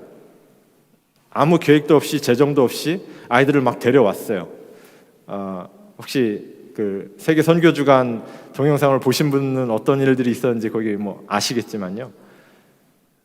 제가 그 아이들을 돌보기 위한 재정이 전혀 준비되어 있지 않은 상태에서 아이들을 데려오고 나서 하나님께 그냥 기도했습니다. 하나님, 고아와 과부를 돌보라고 하는 것은 성경의 명령이시잖아요. 그러니까 제가 그 명령에 순종해서 아이들 데려왔어요. 이 아이들 하나님이 먹여주십시오. 갑자기 제가 알지도 못하는 어떤 집사님한테서 연락이 옵니다. 로마린다 지역에 있는 어떤 여집사님이 고아들을 위해서 제가 500불 보내겠습니다. 시애틀에 있는 어떤 우리 한인 재림교회 도르가웨에서 네팔의 고아들을 돕기 위해서 500불을 보내겠습니다. 한국에 있는 어떤 후배가 갑자기 전화를 하더니 저에게 돈을 보낼 테니까 고아들을 위해 써달라고. 어떤 한 여집사님이 새벽 기도를 하고 계시는데 이런 음성이 들리더래요. 그분의 표현을 그대로 빌리면 성령께서 그분의 마음 가운데 음성을 들려주시길 네팔의 고아들을 도와라, 그렇게 말씀하셨대요. 제가 그래서 고아들을 돕기 위해서 저 고아 돌보고 있으니까 저 좀 후원을 좀 해주십시오. 제가 단 한 명에게도 그런 말을 한 적이 없습니다. 근데 지금까지 8년 동안 이 고아원을 운영하면서 돈이 없어가지고 아이들을 먹이지 못하거나 학교에 보내지 못하거나 그런 적이 없습니다. 하나님께서 계속 그 모든 것들을 채워주셨어요. 그리고 나서 제가 이제 각 교회들을 계속 방문하다 보니까 교회들에 할 일 없이 놀고 있는 청년들이 너무 많아요.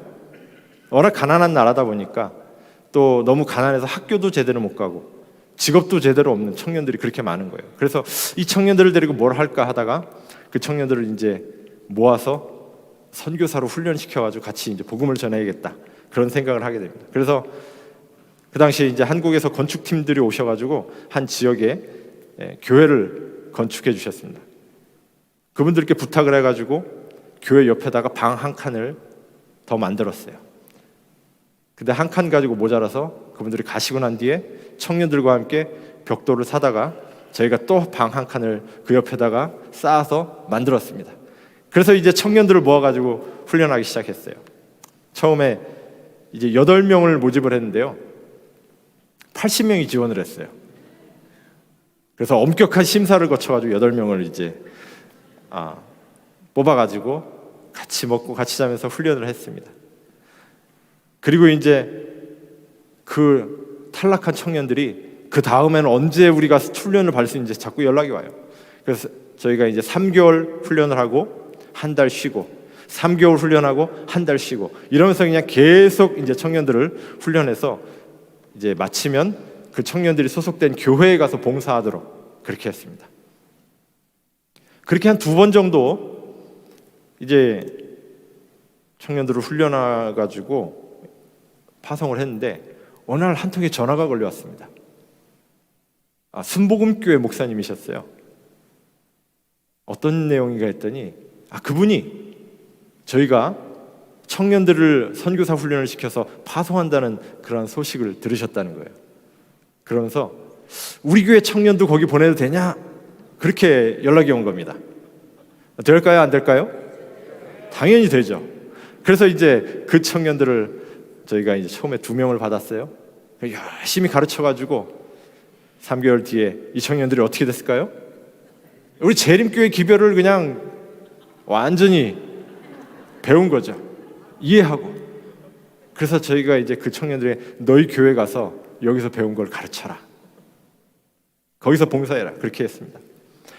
그 다음 이제 기수를 받으려고 하는데 이번엔 또 다른 교회에서 여러 교회에서 이제 개신교회에서 자꾸 연락이 오는 거예요. 장로교회, 침례교회 이런 교회들에서요. 그래서 이제 계속 거기서 오는 청년들 우선을 해가지고 받았습니다. 그리고서 이제 훈련시켜가지고 너희가 여기서 배운 것을 가서 가르쳐라. 이제 그렇게 계속 반복을 하다 보니까 여러 이제 청년들이 점점 개신교회에서 많이 오게 됐고, 그래서 이제 저희가 장소가 모자라가지고 그 동네에 있는 한 집에 월세방을 얻어가지고 한 달에 30불짜리 월세방을 얻어가지고 이제 인원을 막 늘려가지고 15명, 16명 이렇게 이제 청년들을 받아가지고 훈련시키기 시작했습니다. 그리고 내보냈어요. 어느 날 이 청년들이 가가지고 열심히 자기가 여기서 이제 배운 것들을 가르치고 그렇게 하니까요. 그 교회를 담당하고 있는 그 개신교회의 목사님들 대부분의 이제 평신도 지도자들입니다. 정규 신학을 공부하지 않은 분들이 대부분이에요. 그분들에게서 이제 연락이 오기 시작했어요. 우리 청년들이 거기 가서 3개월 공부하고 오더니 여기서 봉사를 너무 잘하고 있다고, 너무 성경도 잘 가르치고. 그러면서 그 지도자분들이 하는 말씀이 나도 거기 3개월 가서 좀 공부해도 되겠냐? 그런 연락이 온 거예요. 될까요? 안 될까요? 되죠. 근데 이제 이 청년들과 이 연세가 좀 있는 지도자분들을 함께 이렇게 하려고 그러니까 조금 교육에 조금 어려움이 있었어요. 그래서 이 지도자분들만 따로 모아서 저희가 이제 공부를 했습니다. 이분들이 이제 우리 평신도 지도자분들이신데요. 그래서 지금은 어떻게 하고 있냐면 1년에 이제 3개월하고 한 달 쉬고 3개월하고 한 달 쉬고 3개월하고 한 달 쉬고 이렇게 하는데요. 1년에 2번은 청년들을 저희가 훈련하고 한 번은 우리 개신교회 지도자들을 저희가 훈련을 합니다. 지금은 저희가 초교파적으로 그래서 일을 하고 있어요. 저는 안식일에 우리 재림교회에 가서 설교하는 날보다 순복음교회나 감리교회에 가서 설교하는 날이 더 많습니다. 예. 이번에 바로 요 전에 저희가 25분의 개신교회 지도자분들을 모셔가지고 이제 3개월 동안 이렇게 훈련을 한 사진입니다. 와서 복음을 듣고자 하는 사람들이 너무 많아요. 개신교회에서 우리 재림교회 기별을 듣기를 원하는 사람들이 너무 많습니다. 우리 재림교회에 대한 편견이 없어요. 왜냐하면 그 사람들도 안식일에 예배드리니까요. 그래서 안식일날 제가 순복음교회 가서 설교합니다. 여러분 오늘이 무슨 날인지 아십니까? 오늘 예배드리는 날이요. 안식일이에요. 안식일이 뭐예요? 안식일날 예배는 드리는데 안식일이 뭔지를 몰라요. 그래서 창조 때부터 예수님 시대까지, 예수님의 제자들까지 성경을 쫙 관통하는 안식일의 진리를 설교합니다.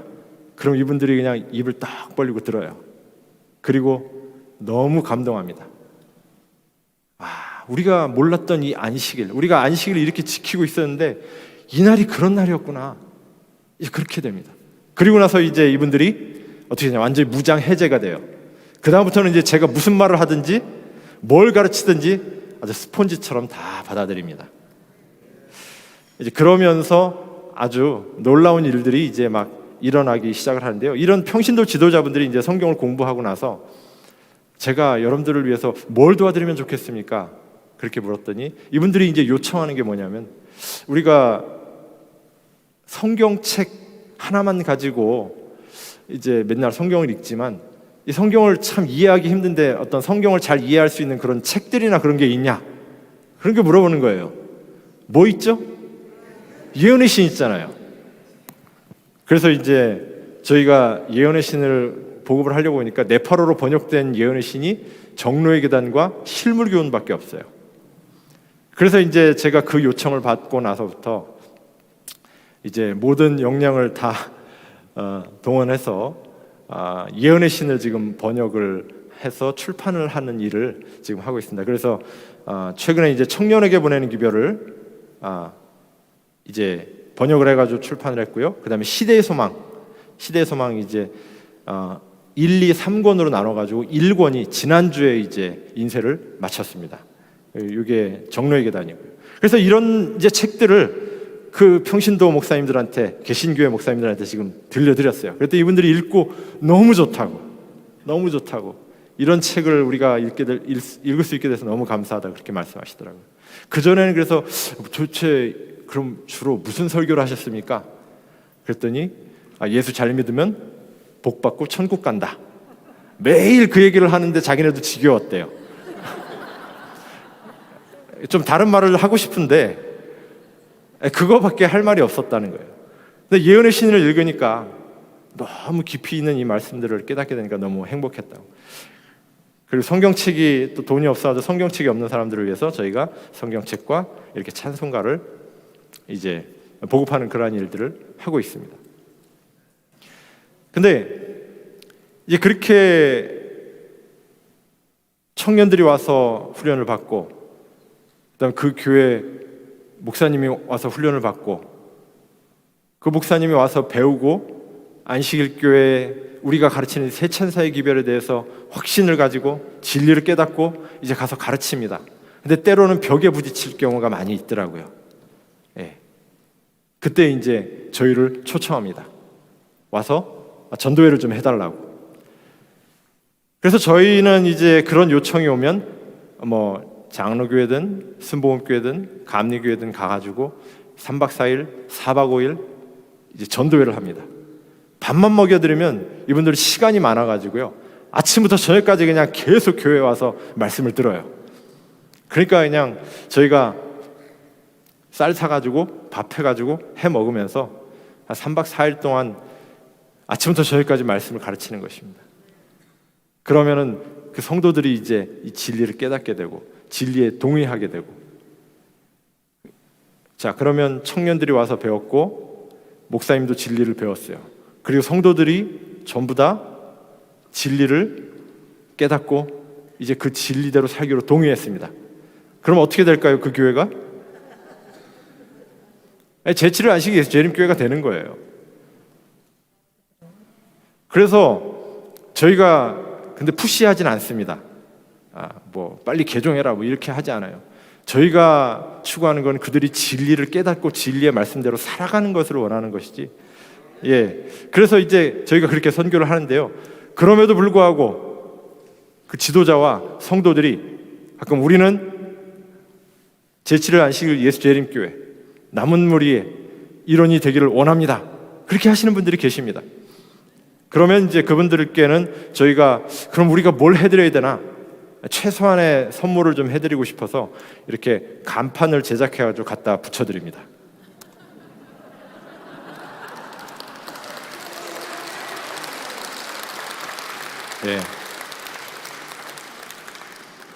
그래가지고 지금까지 지난 8년 동안 저희가 이렇게 간판을 갖다 붙여드린 교회가 59개, 약 한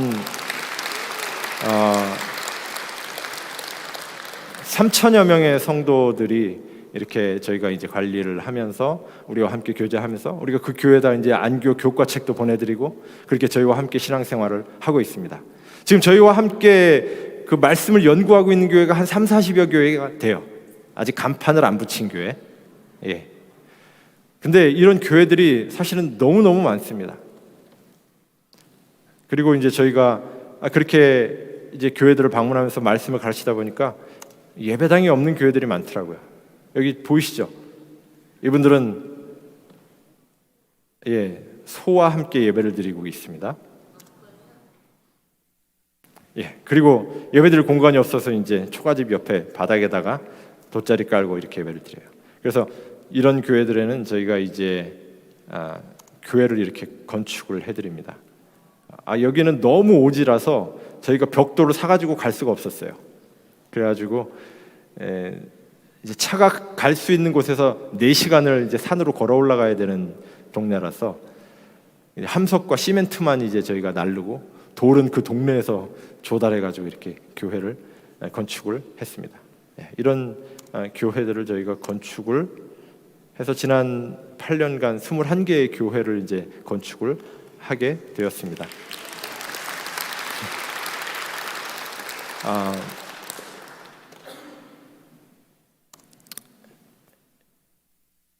네팔 서부에 있는 한 교회입니다.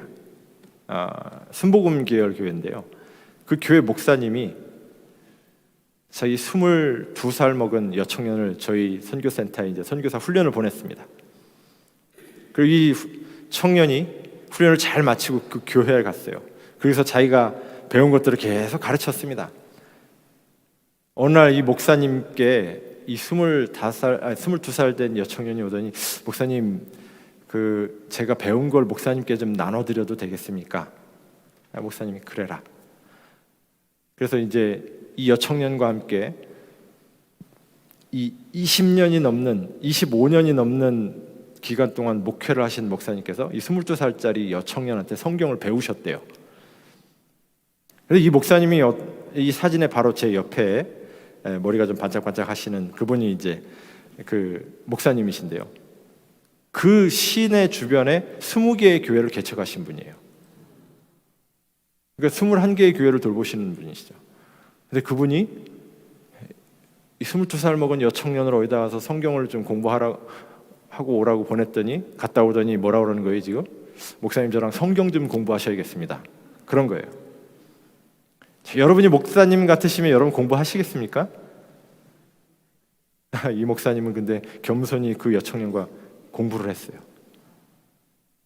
한 2주 이상을 거의 매일 공부를 했다고 합니다. 그리고선 저에게 전화를 했어요. 우리가 이쪽 지역, 내가 돌보고 있는 교회 성도들과 우리 지도자들 다 모아놓을 테니까 와서 전도회를 해달라고요. 그래서 이제 저희가 가서 이렇게 전도회를 했습니다. 그쪽 지역 교회들을 방문해서 전도회를 하고요. 그 다음에 이제 청년들을 모아가지고 또 청년 집회를 했습니다. 네팔은 이렇게 환영을 해줍니다. 제 옆에 있는 두 사람이 저의 그 동역자들입니다. 우리 네팔 우리 재림교회 평신도 목사님들이에요.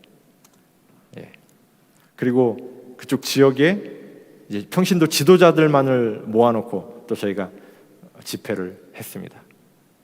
이런 요청이 너무 많이 와요. 너무 많이 오는데 그 요청에 다 응하지는 못합니다. 그래서 저희는 그 전도회를 하면 안식교회에서 전도회 안 합니다. 전도회를 하면 그냥 순복음교회 가가지고 그 교회에서 전도회를 해요. 한국에서 신학과 우리 후배들이 선교를 왔습니다.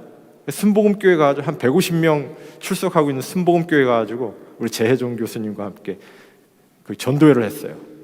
교회가 다 통째로 그냥 재림기별을 받아들였습니다. 그런 일들이 정말 많이 일어나고 있어요. 그래서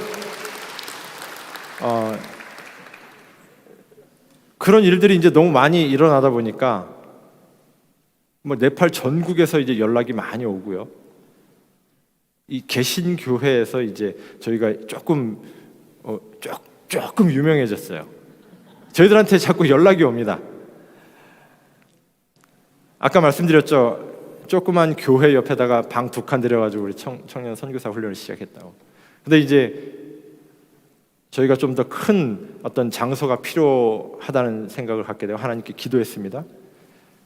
제가 누구를 찾아가서 도와달라고 말한 적 없습니다. 하나님께만 기도했어요. 하나님, 저희에게 좀 더 큰 장소가 필요한 거 아시죠? 주셔야겠습니다. 하나님께서 땅을 주셨어요. 한 3,000평 정도, 뭐 한 2.5에이커 정도 되겠죠? 예. 그리고 건물도 주셨습니다. 예. 4층짜리 건물, 그리고 그 옆에 이제 단층으로 된 건물 해갖고 연 건평 한 450평 정도 됩니다. 예배드리는 공간이에요. 그래서 현재 120명의 청년들이 지금 상주하면서 직업훈련도 받고 또 이제 선교사 훈련도 받고 그렇게 하고 있습니다. 우리 청년들과 함께 이제 시간을 보내면서 반드시 저는 노작을 하게 합니다. 1,500평 정도 되는 농장에서 노작을 합니다. 지금 자세히 안 보이시겠지만 지금 고구마를 캐고 있는 거예요. 제가 한국에서 제일 맛있는 베니하루카라는 품종의 고구마를 가지고 네팔에 갔습니다. 농사를 졌어요. 시장에 팔았습니다. 왜냐하면 제가 네팔에서는 선교사 비자나 이런 거를 주지 않거든요. 외국인이 선교하는 게 금지되어 있어요. 그래서 제가 사업 비자를 받을 수밖에 없었습니다. 그래서 제가 농장을 차려가지고 농업으로 사업 비자를 받은 것입니다. 열심히 고구마 농사져가지고 팔고 그렇게 해서 네팔에 있는 한국 교민들 사이에 저는 고구마 파는 아저씨예요. 한국에서 가지고 간 포도도 농사 짓고요, 수박 농사도 짓고 닭도 키웁니다. 근데 이제 우리 청년들을 이렇게 훈련하다 보니까 이들에게 뭔가 직업을 좀 줄 수 있으면 좋겠다 그런 생각이 많이 들었어요. 그래서 이제 제가 대한민국이 요즘 많이 잘 살게 됐잖아요.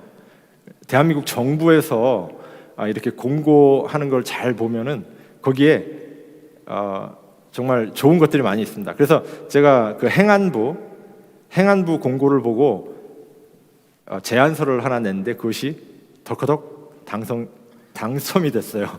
그래가지고 이제 1억 원을 지원을 받게 됐습니다. 그래가지고 이제 그 자금을 가지고 이렇게 재봉틀도 사고 컴퓨터도 사고 그다음에 이제 제빵 기계도 사고 해가지고 이렇게 빵 만드는 거 뭐 이런 것들을 이제 우리 청년들에게 가르쳤어요. 근데 그런 것들을 이제 여러 가지를 다 했습니다. 정말 여러 가지를 많이 했어요. 닭도 키우고 염소도 키우고 소도 키우고요. 심지어는 제가 그 한국에서 여러분 이렇게 뱅글뱅글 돌리는 그 뻥튀기 기계 아시죠? 강냉이 어르신들 잘 아시죠? 그 기계를 한국에서 60kg이거든요. 그게 무쇠로 된 무쇠 덩어리를 갖다가 두 개로 분리를 해가지고 30kg씩 두 덩어리를 만들어가지고 비행기로 싣고 네팔로 가지고 들어갔어요. 그래가지고 우리 청년들과 함께 이제 왜냐면 네팔에 옥수수가 너무 많거든요. 그래가지고 이제 그 옥수수를 막 튀겼습니다. 네팔 사람들은 근데 그걸 그렇게 하긴 하는데 네팔에서 나오는 뻥튀기는 너무 맛이 없어요. 근데 한국에서 먹는 뻥튀기는 맛있잖아요. 왜 맛있죠? 거기 사카린 넣잖아요. 제가 이제 그걸 가지고 이제 네팔에 들어가가지고 이제 사카린 살짝 넣어가지고 옥수수를 튀겼습니다. 빵빵 튀기니까 막 동네 사람들이 무슨 일 났나 하고 이제 막 교회로 다 모이는 거예요. 나눠줬습니다. 사람들이 너무 맛있다고 막. 뭐 사람들 모으지 않아도 그 뻥튀기만 튀기면 그냥 애들이고 어른이고 다 오는 거예요. 원래는 그걸 해서 돈을 벌려고 그랬는데 돈은 하나도 못 벌었어요. 이게 이제 그 터미널 같은데 사람 많이 모인 데 가서 이제 하려고 몇 번 이렇게 튀겼더니 경찰이 와가지고 빨리 저리 비키라고. 이거 소음공해 일으키지 말고 빨리 어디 가라 그래갖고 쫓겨났어요. 그래가지고 이제 돈은 못 벌고 그냥 튀겨가지고 어린 아이들과 어른들에게 이제 나눠주면서 그렇게 이제 했습니다. 이게 웃긴 얘기가 아닌데 자꾸 웃으시네요.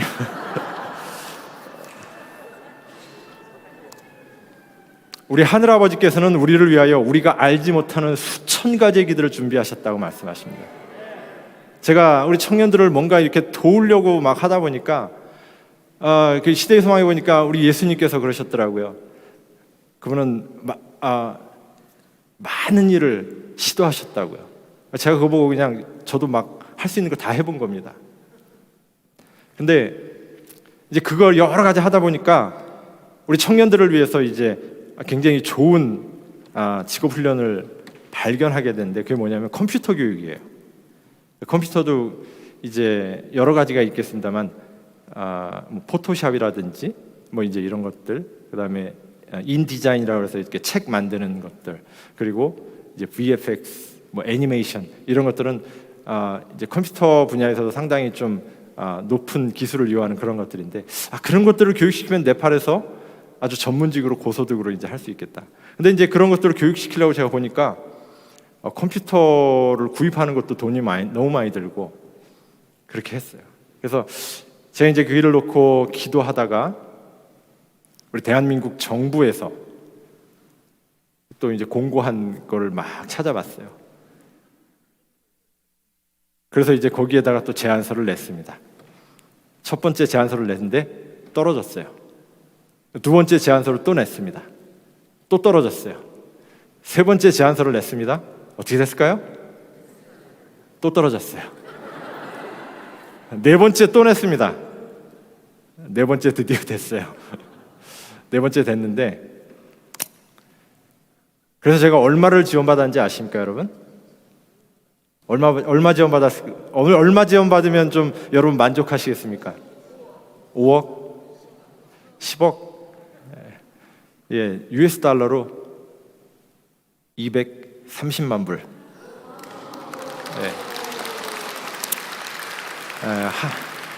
한화로 28억 원을 저희가 지원을 받았습니다.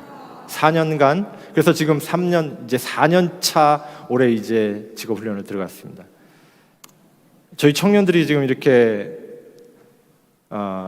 이제 그것을 배우고 있는데요. 이 청년들이 지금 앉아서 이렇게 지금 하고 있는 저 컴퓨터가 한 대가 최소 3,000불에서 10,000불짜리예요. 그런 컴퓨터가 저희에게 지금 140대가 있습니다. 하나님께서 놀라운 방법으로 그 모든 일들을 가능하게 해주셨어요. 너는 내게 부르짖으라. 내가 내게 응답하겠고 내가 알지 못하는 크고 비밀한 일을 내게 보이리라. 하나님의 약속을 믿고 그대로 몸을 던졌더니 하나님께서 그 놀라운 약속을 이루어 주셨습니다. 그래서 저희와 함께 이제 공부하고 있는 청년들인데요. 이 청년들 중에는 인신매매됐다가 구조돼갖고 온 청년들도 있어요. 그래서 지금 현재 이제 직업훈련만 받고 있는 청년들이 75명인데요.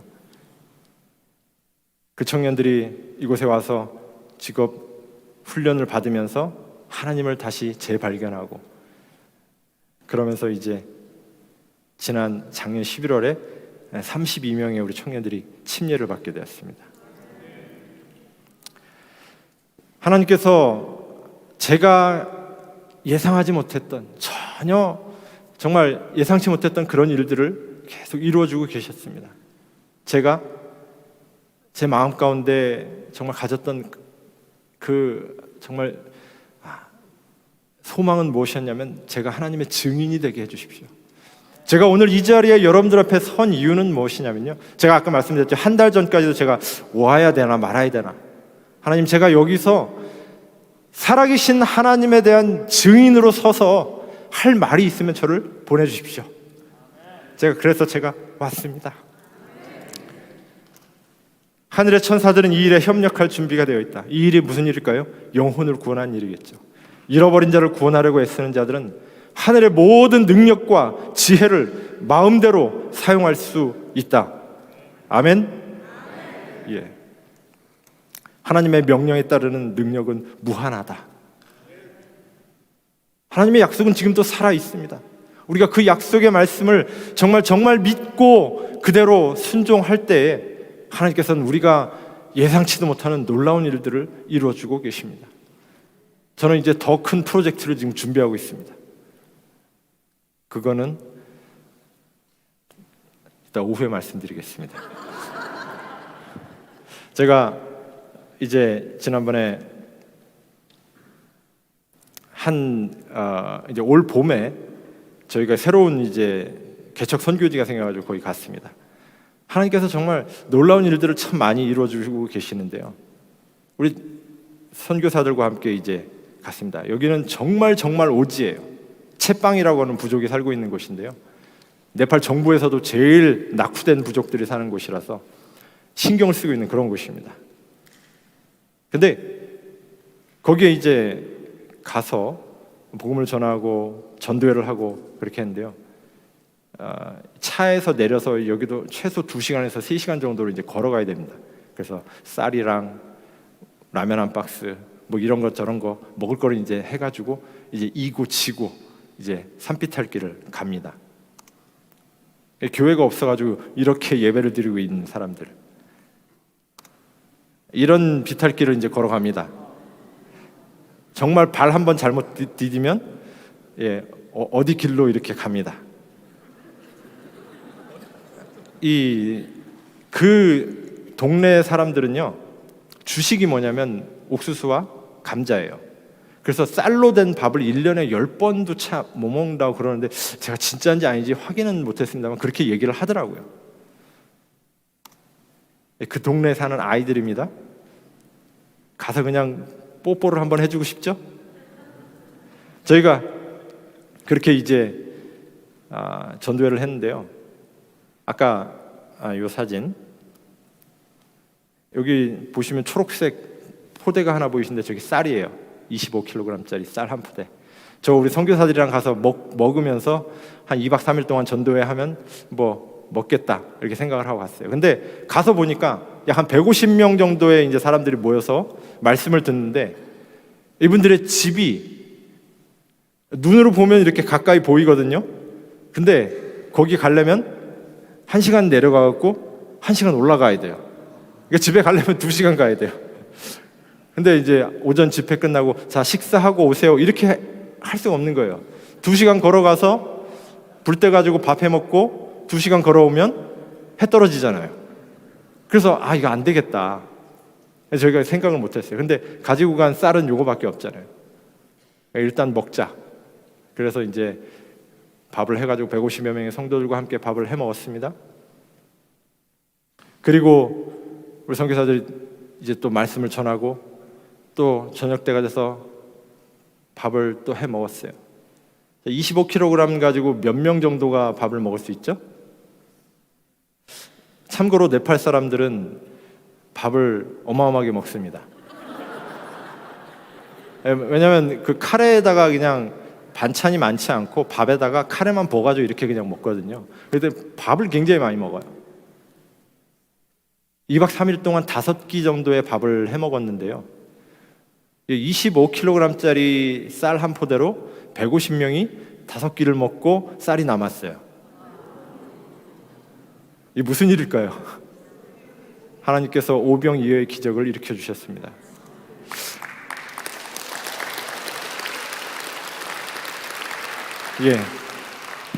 그리고 나서 이제 저희가 105명의 침례식을 했어요. 근데 이때는 이제 침례를 줄 수 있는 사람이 저 혼자 가가지고 105명 혼자서 침례를 주려니까 한 2시간 걸리더라고요. 물속에 들어가서. 근데 너무너무 행복했습니다. 히말라야 눈 녹은 물 속에서, 계곡 속에서 105명에게 침례를 베푸는데 너무나 행복한 그런 시간이었습니다. 시간이 조금 지나는데 하여튼 제가 최대한 빨리 마치겠습니다. 구주의 생애에 나타났던 죄인을 구원하고자 하는 갈망이 그를 참으로 따르는 자들의 생애 가운데도 똑같이 나타나야 한다. 만일 그리스도인들이 능력 되신 분의 지도 아래 한 목적, 영혼 구원을 성취하고자 하나 되어 행동하고 전진한다면 저희는 다 같이 읽겠습니다. 시작. 세상을 움직이게 될 것이다.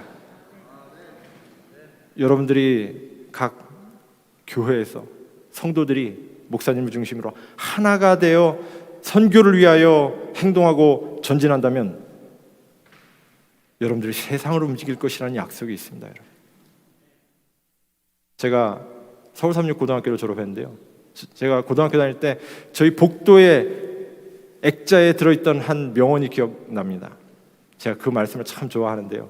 기도하는 한 사람은 기도하지 않는 한 민족보다 강하다 하는 말입니다. 그렇게 기도하는 사람들이 하나가 되어 하나로 전진한다면 정말 세상을 뒤흔들 수 있지 않겠습니까, 여러분? 여러분들의 모든 교회에서 그런 역사가 일어나기를 바랍니다. 하나님께서는 사람들을 구속하는 당신의 놀라운 계획이 다만 보잘것없는 결과만을 성취하도록 계획하지 않으셨다. 여기가 정말 중요합니다. 자력으로 할 수 있는 일을 신뢰하지 않고 자력으로 할 수 있는 일이 뭔가요?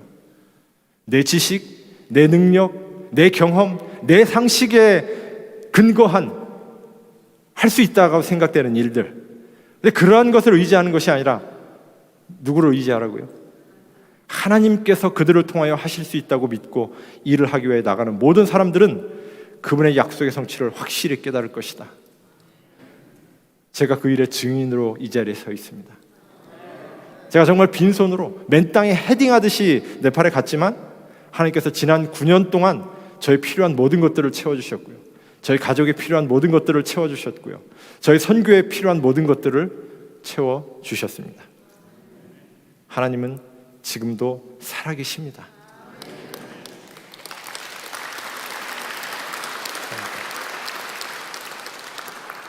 마지막으로 창세기 28장 15절입니다. 내가 너와 함께 있어 내가 어디로 가든지 너를 지키며 너를 이끌어 이 땅으로 돌아오게 할지라. 내가 내게 허락한 것을 다 이루기까지 너를 떠나지 아니하리라 하신지라. 야곱에게 하신 이 말씀을 저는 저의 것으로 삼았습니다. 네팔이 참 위험한 나라거든요. 저도 죽을 고비를 많이 넘겼습니다. 운전하고 가다가 떨어지는 돌에 한 2번 정도 맞았어요. 예. 그리고 정말 커다란 바윗돌이 운전하고 가고 있는데 한 4-5m 앞에 뚝 떨어져서 떼굴떼굴 굴러간 적도 있고요. 그리고 제가 매일 자주 다니는 그 길이 협곡이에요.